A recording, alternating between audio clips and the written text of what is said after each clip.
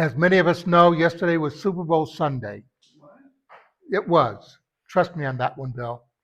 Uh, but what's interesting, I was watching the game with at a Super Bowl party, and one of the people, the guy sitting next to me, said the score at halftime was 7-3 in favor of the 49ers.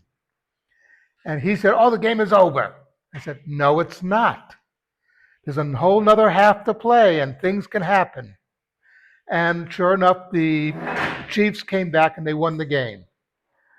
The important lesson in that is a very important lesson for us because the Chiefs did not give up hope of winning. And that is something that the Jewish people always have to bear in mind. We don't give up hope. We always know there's a future. We know that we have a place in that future.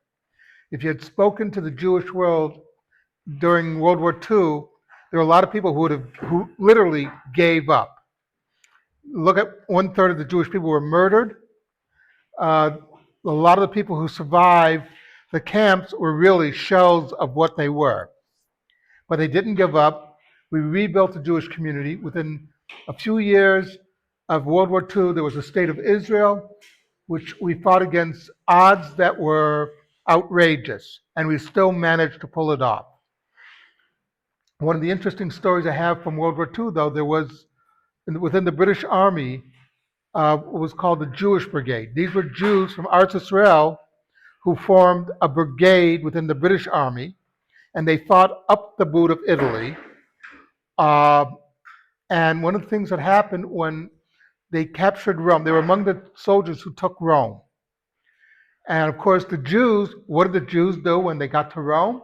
They made a beeline straight to the Arch of Titus, the arch celebrating the destruction of the Jewish people. Celebrating Titus, who destroyed the Beit HaMikdash, the Second Temple. And they did a few things there. One was they sang Hatikva around it, but one of them got a hold of some paint. And he wrote on the Arch of Titus, in Hebrew, Titus met, Titus is dead, Rome arus, Roma arusa, Rome is destroyed, we are here. Am Israel Chai. In other words, you thought you destroyed us. Guess what? You're gone. We're here.